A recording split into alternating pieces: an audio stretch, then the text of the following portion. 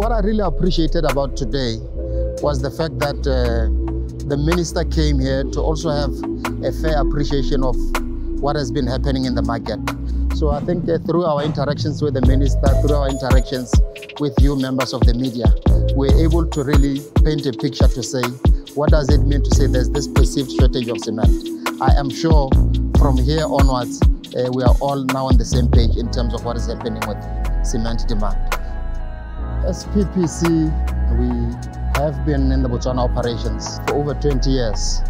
So we are a truly local Botswana business.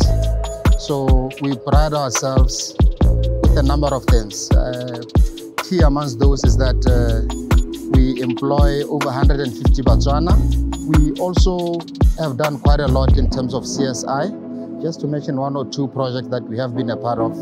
If you look at what we have done at Mokolodi, we've got a quarry operation there. We have adopted a crash in Mokolodi, so we take care of all the needs for teachers, the kids that go to that crash because of the operation that we have. As PPC, we want people to experience a better quality of life, especially in the communities that we do work in. If you look at our whole value chain, we've got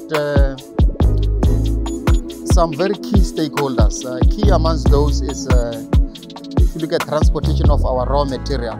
So we see Botswana Railways as a key stakeholder for us as PPC, in that they don't only capacitate the movement of product in country, we also bring to Botswana Railways the much needed revenue. As such, we are one of Botswana Railways' top 2 or top 3 customers.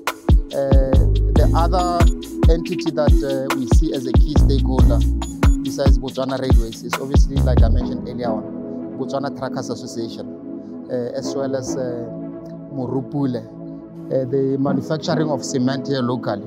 It is done by taking the raw material and you mix it with fly ash. Ash in its pure form has got binding properties, so we use ash, we intergrind, and we mill through that ball mill to make cement here, which supplies almost 70% of total country demand.